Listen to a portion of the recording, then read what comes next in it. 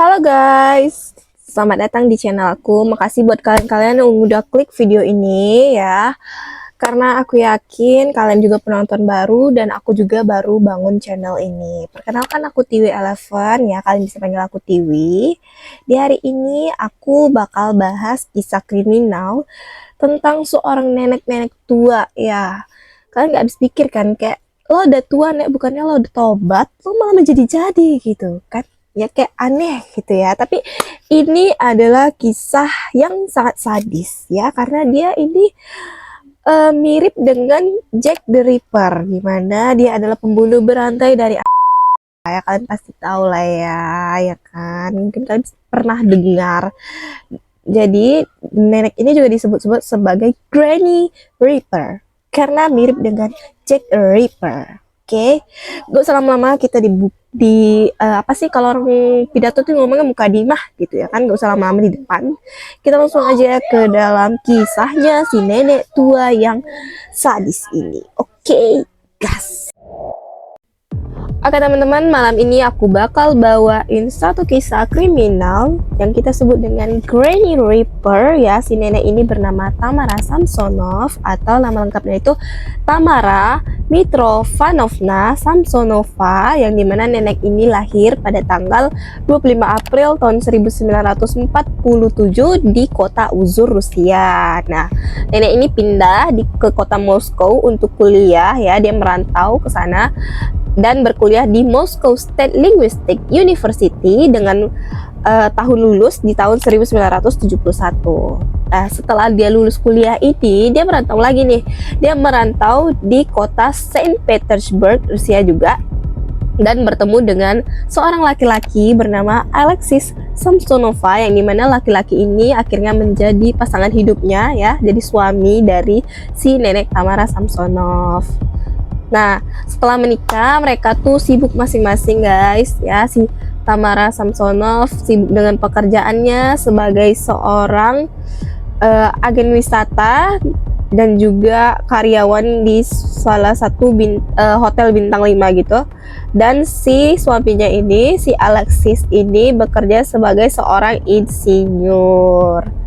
Nah, sebenarnya kehidupan mereka ini baik-baik aja ya, apalagi dari segi ekonomi, karena mereka saling satu sama lain saling bekerja ya. Jadi pada waktu itu mereka udah mampu untuk beli sebuah apartemen mewah ya di kota Saint Petersburg ini. Dengan kehidupan rumah tangganya yang harmonis itu, tibalah di suatu hari tahun 2000, si Tamara Samsonov ini melapor nih ke kantor polisi, kayak, "Pak polisi, saya mau melapor, suami saya udah hilang nih beberapa hari, nggak ada kabar." Nah, terus Pak polisinya bilang, "No ya." Loh, kenapa Bu? Kalian lagi berantem? Kalian punya masalah? Dan sebagainya. Pokoknya pertanyaan polisi gimana sih guys, gitulah kan. Nah, terus, "Enggak kok Pak, saya nggak berantem sama suami saya baik-baik aja." Nah, tapi karena ini laporan yang masuk ke kantor polisi, akhirnya polisi Rusia pada saat itu melakukan pencarian terhadap suaminya si Tamara Samsonov tadi, yaitu si Alexis. Nah, setelah dilakukan pencarian nih guys, polisi ini menemukan jalan buntu ya. Polisi tidak menemukan saksi, tidak menemukan bukti, dan akhirnya kasus hilangnya suami Tamara ini atau si Alexis ini ditutup ya. Nah, setelah itu si Tamara ini merasa kesepian dong pastinya di apartemen sendiri ya kan, biasanya sama suaminya gitu kan. Akhirnya dia tuh kepikiran lah nih buat nyewain apartemennya ini kayak bagi dua gitu. Jadi dia nyari teman buat satu apartemen sama dia gitu. Dia bukalah sewa apartemen gitu kan. Nah, setelah dia memutuskan untuk sharing apartemennya, kayak dia buat kos-kosan gitu apartemennya kan, berbagi kamar. Nah, si nenek nenek Tamara ini mulailah tuh buat iklan ya, buat iklan. Dan ada nih seorang pria berusia 44 tahun notice nih sama iklannya dan tertarik untuk tinggal bersama nenek Tamara. Nah, si pria ini bernama Vladimir Volodaya, dan di hari yang sama dia menemui nenek Tamara untuk membahas kepindahannya di apartemen nenek Tamara ini. Di hari itu juga dia pindah ke apartemen nenek Tamara. Nah, setelah pindah di sana, Vladimir ini dikenal tetangga-tetangga apartemennya tuh cukup ramah dan suka tegur sapa gitu guys. Tapi selang beberapa bulan kemudian si tetangga-tetangga ini notice gitu kayak kok Vladimir nggak ada kelihatan lagi ya, kemana ya dia, atau mungkin udah pindah kali gitu ya. Ya secara kan nenek Tamara ini orangnya agak tantrum ya, apa sih bahasanya, kayak agak pemarah gitu, nggak bisa keganggu gitu. Tetangga-tetangga ini sering juga dengar si nenek Tamara ini marah-marah sama Vladimir dengan kata-kata yang kasar dan sebagainya ya. Jadi ya udah, tetangga nganggapnya ya si Vladimir ini udah nggak di situ aja kali tinggalnya. Nah lanjut guys, setelah itu si nenek Tamara ini nyari lagi dong orang yang mau tinggal bareng dia di apartemennya tersebut. Ada lagi nih penyewa kedua, namanya bernama Sergei Potifar. Nah si Sergei ini juga sama nih kayak penyewa sebelumnya si Vladimir. Dia itu cukup ramah dan dia ini dari salah satu kota kecil di Rusia, bukan asli Saint Petersburg tadi guys. Nah jadi setelah dia tinggal bersama nenek Tamara ini, dia cukup lama ya tinggal di rumahnya, di apartemen nenek Tamara ini, dan akhirnya dia juga hilang tiba-tiba gitu aja. Tapi tetangga itu mikirnya mungkin si Sergio itu udah balik kali ke kampungnya gitu kan. Nah terus udah tuh apartemennya nenek Tamara diiklanin lagi dong untuk mencari penyewa selanjutnya ya, karena kan dia nggak mau kesepian gitu si nenek Tamara. Akhirnya ada tuh penyewa ketiga yang namanya tuh Alexander Beskiv ya. Si Alexander ini juga sama, menghilang secara tiba-tiba ya. Yang tetangga bilang sih ya kemungkinan si Alexander ini cuma tinggal seminggu bersama nenek Tamara di apartemennya. Nah di situ tetangga juga enggan ya buat bertanya sama si nenek Tamara ini. Secara kan dia ini sensitif ya, gampang tantrum dan marah-marah. Jadi tetangganya nggak mau ribet gitu, agak males juga gitu rasanya guys. Hingga suatu hari setelah bertahun-tahun kemudian, para penyewa-penyewanya si apartemennya nenek Tamara ini hilang secara tiba-tiba. Akhirnya ada nih suatu tragedi, kasus yang menarik nama nenek Tamara ya. Kayak ternyata nenek Tamara terkait dalam kasus pembunuhan sadis ini. So kasus apa? Kita masuk ke kasus. Oke, kasus yang membawa-bawa nama nenek Tamara Samsonov ini adalah kasus penemuan jasad seorang wanita tua berusia kisaran 79 tahun yang ditemukan pada tanggal 26 Juli tahun 2015 oleh sepasang suami istri. Di mana kronologinya itu sepasang suami istri ini awalnya berjalan-jalan dengan membawa seekor anjing milik mereka di sebuah taman apa jalanan gitu. Pokoknya ketika mereka ketemu kolam, di sekitaran kolam tersebut ada bungkusan plastik yang lumayan besar, dan anjingnya itu selalu mengelilingi bungkusan tersebut sambil menggonggong. Akhirnya karena merasa kepo, penasaran ya, mereka pun membuka bungkusan tersebut. Nah betapa terkejutnya mereka ketika mereka membuka plastik itu, ditemukanlah jasad seorang manusia yang terbungkus dengan kain horden yang sudah berdarah-darah, dan jasad itu tanpa ada organ dalam. Nah, ketika menemui temuan tersebut, tentunya mereka terkejut dong, dan akhirnya melapor kepada pihak kepolisian setempat. Setelah melapor ke kepolisian setempat, polisi datang mengolah TKP, membawa jasad tersebut untuk diotopsi dan dicari tahu nih siapa pelaku dari tindak kejahatan keji ini dan siapakah korban ini, karena kan nggak ada ya. Nah, setelah diotopsi, akhirnya polisi menemukan identitas dari korban. Siapa korban ini? Kita masuk ke korban. Nah, setelah mengantongi identitas dari korban tersebut, ternyata korban tersebut itu bernama Nenek Valentina Ulanova berusia 79 tahun yang tinggal tidak jauh dari kolam tempat jasadnya tadi ditemukan. Dia juga tinggal di apartemen, guys. Jadi polisi langsung mendatangi tempat tinggalnya, apartemennya tersebut. Nah, pas polisi ke sana, polisi menemui bahwa pintu apartemen tersebut terkunci dari dalam. Nah, ketika polisi mengetuk dan memanggil, dibukakan tuh oleh seorang nenek-nenek, yaitu si Tamara Samsonov. Nah, Tamara ngomong dong sama polisi, "Ya Pak, ada perlu apa?" begitu kan. Terus polisi juga bilang dong kayak, "Ibu siapa ya? Bukannya Nenek Ulanova ini tinggal sendiri. Dia kan sebatang kara di sini," katanya gitu. Terus si Samsonov ini bilang tuh, si Tamara ini bilang, "Iya Pak, saya temannya Ulanova. Saya numpang di sini karena apartemen saya sedang direnovasi beberapa waktu lalu," gitu. Terus polisi nyambung lagi dong, "Oh gitu. Terus ibu udah tahu kalau teman ibu meninggal?" Nah, terus si Tamara tuh jawab kayak, "Ah, masa sih Pak? Perasaan saya kemarin masih ketemu dia baik-baik aja. Cuma dia emang dia nggak ada pulang-pulang sih ke apartemen," gitu. Nah, karena Nenek Tamara menjawab seperti itu, polisi meminta izin dong untuk melakukan olah TKP, ya kan? Olah TKP meminta izin untuk memeriksa apartemennya si Ulanova atau korban ini. Setelah meminta izin, polisi masuk ke apartemennya dan memeriksa. Awalnya nggak ada yang mencurigakan, sampai akhirnya polisi ke ruangan kamar mandi ya di apartemen tersebut, dan di situ polisi menemukan adanya bercak-bercak darah yang sudah mulai mengering, dan juga ada sobekan gorden dari kamar mandi tersebut, di mana sobekan gorden itu adalah sobekan gorden yang sama yang menutupi tubuh dari Ulanova yang ditemukan tadi. Nah, setelah mengantongi beberapa kejanggalan-kejanggalan ini, polisi tentunya menaruh curiga kepada Nenek Tamara ya.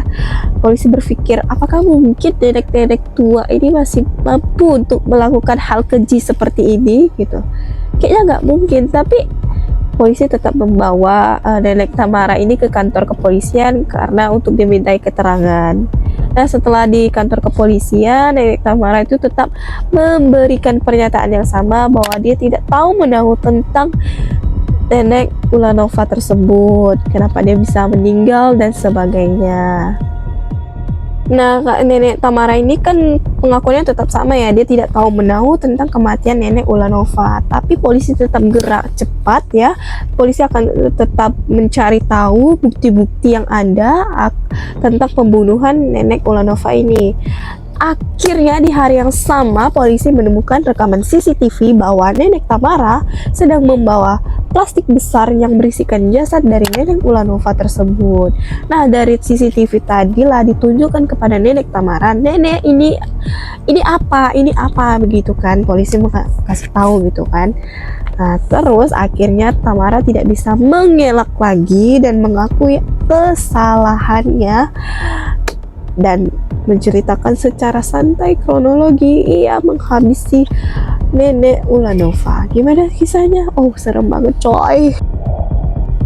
Nah, jadi kronologi kejadiannya itu berawal dari si Nenek Tamara ini yang tidak sengaja bertemu dengan Nenek Ulanova. Akhirnya mereka berkenalan, dekat, menjadi bestie. Dan pada suatu hari Nenek Tamara meminta izin kepada Nenek Ulanova untuk tinggal di apartemennya Nenek Ulanova. Karena apa? Karena Nenek Tamara ini bilang kalau apartemen dia tuh lagi direnovasi gitu kan. Akhirnya karena si Nenek Ulanova ini merasa sudah dekat dengan Nenek Tamara, merasa sudah nyaman, akhirnya ya diizinkan oleh Nenek Ulanova. So Nenek Ulanova juga tinggal sendiri kan, dia sebatang kara. Akhirnya oke lah, nggak apa-apa, kamu tidur aja di rumahku, di apartemen aku aja gitu. Setelah diizinkan, Nenek Tamara dan Nenek Ulanova pun tinggal nih di apartemennya Nenek Ulanova. Nah, setelah beberapa bulan kemudian, Nenek Ulanova ini merasa nggak cocok gitu sama kepribadian Nenek Tamara, karena kan kalian tahu kan Nenek Tamara ini gampang tantrum, dia gampang marah-marah gitu kan. Nah, dengan kepribadian dia Nenek Tamara yang tidak cocok dengan Nenek Ulanova ini, akhirnya dia bilang nih ke nenek Ulanova kayak, kamu kapan mau pindah dari apartemen aku? Pindah aja lah, aku udah gak nyaman sama kamu gitu, kurang lebih ya guys. Nah terus nenek Tamara ini merasa terusir gitu, dia nggak terima kayak, gak mau, aku nggak mau pindah, aku mau tetap di sini gitu kan. Akhirnya mereka cekcok, ribut, dan omongan nenek Ulanova tadi menyakiti hati nenek Tamara. Nah karena itulah nenek Tamara ini berniat untuk menghabisi nenek Ulanova. Di hari yang sama juga guys, dia mulai melakukan aksinya. Nah, nenek Tamara ini mulai melancarkan aksinya untuk menghabisi nenek Ulanova ini dengan cara memberi obat penenang kepada nenek Ulanova. Dia mulailah tuh pergi ke apotek kan untuk cari obat penenang tersebut. Nah, awalnya pihak apotek ini nggak mau ngasih karena obat penenang ini dengan merek yang diinginkan si nenek Tamara ini itu nggak dijual bebas di Rusia guys, jadi harus pakai resep dokter. Dan apotekernya pun bilang kayak, nggak bisa nek, kita harus pakai resep dokter. Tapi si nenek Tamara ini ya memelas lagi tuh guys, kayak, tolonglah anakku, aku nih penderita skizofrenia loh, aku udah jauh-jauh jalan ke sini cuman buat obat ini, tolonglah kasih, katanya gitu sama si petugas apoteknya, si apoteker. Makanya kayak apotekernya tuh kayak kasihan gitu, akhirnya dikasih lah obat penenang tadi kepada nenek Tamara. Nah, setelah menerima obat tersebut, nenek Tamara pun pulang. Dia menyempatkan diri untuk membeli makanan kesukaan nenek Ulanova, yaitu makanan Oliver salad. Nah, setelah dia membeli Oliver salad tadi, dia pulang dan dia mencampurkan obat penenang itu dengan makanan kesukaan nenek Ulanova ini, Oliver salad ini. Setelah itu dia berikanlah itu kepada nenek Ulanova. Dia bilang lah, maaf ya Ulanova, aku nggak berniat marah-marah sama kamu gitu, aku nggak niat buat bersuara tinggi ke kamu gitu. Oh iya nggak apa-apa Tamara, aku pun salah, maafin aku ya gitu. Pokoknya mereka bermaaf-maafan gitu. Nah setelah itu nenek Ulanova memakanlah Oliver salad yang diberikan dari nenek Tamara tadi ya kan. Setelah memakan makanan itu, akhirnya nenek Ulanova pun pingsan, dan disitulah aksi keji nenek Tamara ini terjadi guys. Nah, setelah nenek Ulanova itu pingsan, akhirnya nenek Tamara itu segera mengambil pisau dan gergaji. Dia asah lah tuh guys. Setelah itu dia tubuh nenek Ulanova dan membuang beberapa bagian tubuhnya di kolam dekat apartemen tersebut. Nah, tapi dia emang sengaja mengambil dan juga organ dalamnya si nenek Ulanova ini untuk apa? Untuk dia rebus. Habis pikir cok, gila, geli banget. Setelah direbus dia makan. Ya betul, kan nggak salah dengar, setelah direbus dia makan. Jijik banget ya sih kalian dengarnya. Terus pernyataan ini dia sampaikan kepada polisi, katanya alasannya dia tuh punya ketakutan akan paru-parunya tuh sakit, jadi dia makan paru-paru orang lain. Kayak, lo dapat ide dari mana nek? Buset, serem banget gitu loh. Nah, karena pernyataannya ini kepada polisi kayak terbilang tidak masuk di akal gitu, jadi polisi nggak percaya. Akhirnya polisi tetap mencari tahu nih, apa iya kayak gitu. Dia mencari tahu kebenaran dari apa yang dinyatakan oleh nenek Tamara tadi. Nah, karena polisi mendengar apa yang dikatakan nenek Tamara ini terbilang nggak masuk akal gitu ya, jadi polisi itu langsung lah melakukan penggeledahan kepada apartemennya nenek Tamara. Dicari tahu lah tuh kan apa iya yang disampaikan nenek Tamara ini. Akhirnya polisi menemukan sebuah buku diari dari nenek Tamara yang ditulis dengan 3 bahasa, yaitu ada bahasa Rusia, bahasa mereka, bahasa Jerman, dan juga bahasa Inggris.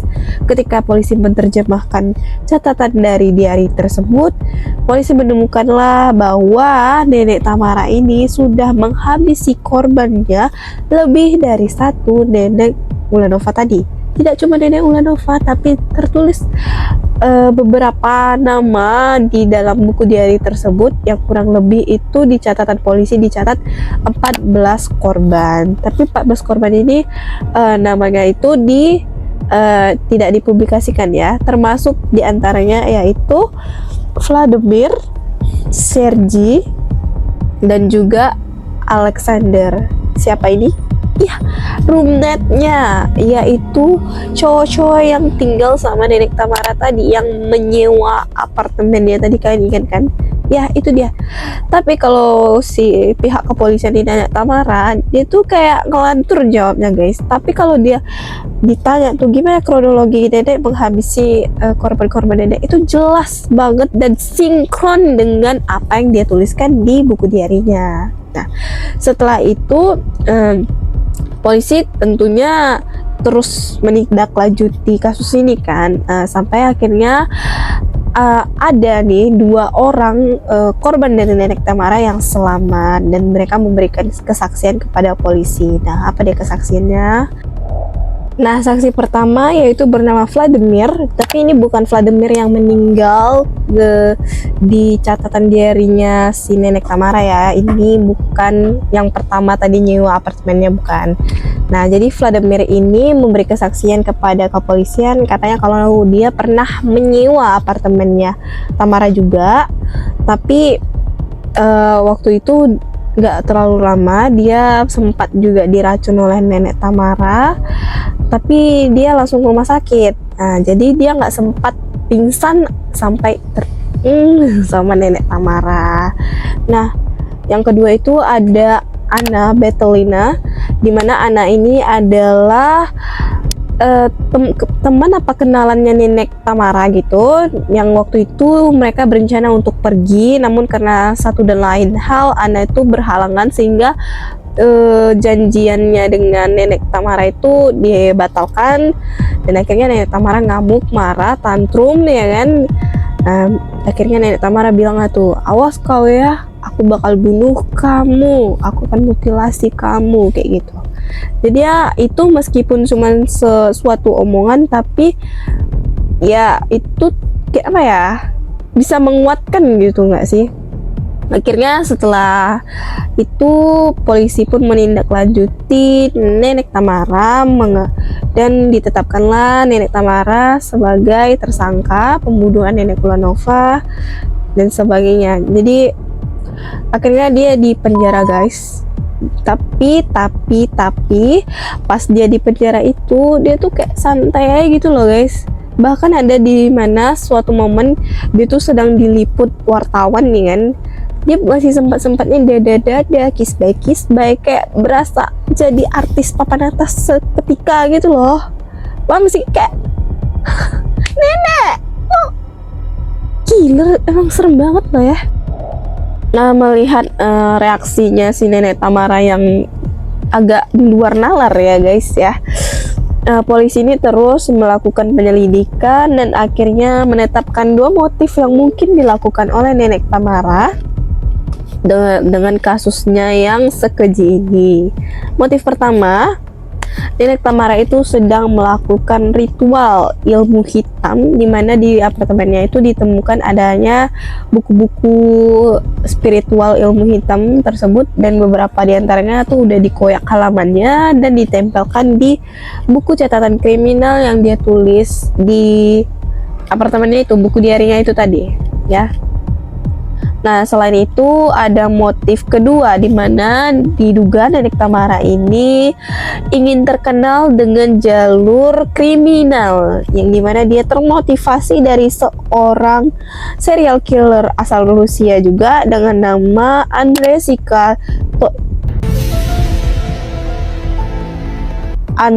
Sikatiloa, yang dimana kurang lebih menghabisi 55 orang dalam kurun waktu 1978 hingga 1999. Nah, jadi 2 kemungkinan itulah motif nenek Tamara ini bersikap seperti itu, dan ternyata setelah diperiksa oleh pihak kepolisian juga ditetapkan juga kalau nenek Tamara ini memiliki gangguan jiwa, di mana dia mengalami skizofrenia akut, yaitu penyakit mental di mana membuat penderitanya itu berhalusinasi yang berkelebihan gitu.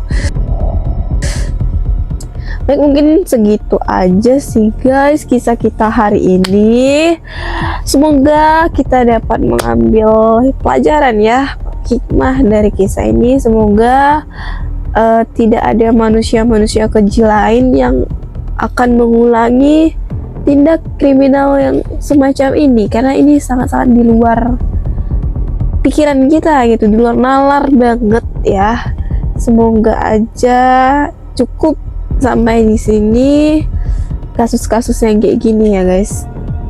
Terima kasih buat kalian yang udah nonton. Jangan lupa untuk subscribe, like, dan komen. Oh ya, aku juga lupa buat nyampein ke kalian kalau aku juga akan bawain cerita-cerita horor ya, seputar pengalaman pribadi ataupun orang-orang terdekat aku, atau mungkin kalian juga ingin membagikan pengalaman horor kalian bisa kirim ke email aku yang ini. Sampai jumpa di segmen-segmen video aku selanjutnya, dan terima kasih. Assalamualaikum warahmatullahi wabarakatuh. Bye teman-teman, jangan lupa follow media sosial aku ya.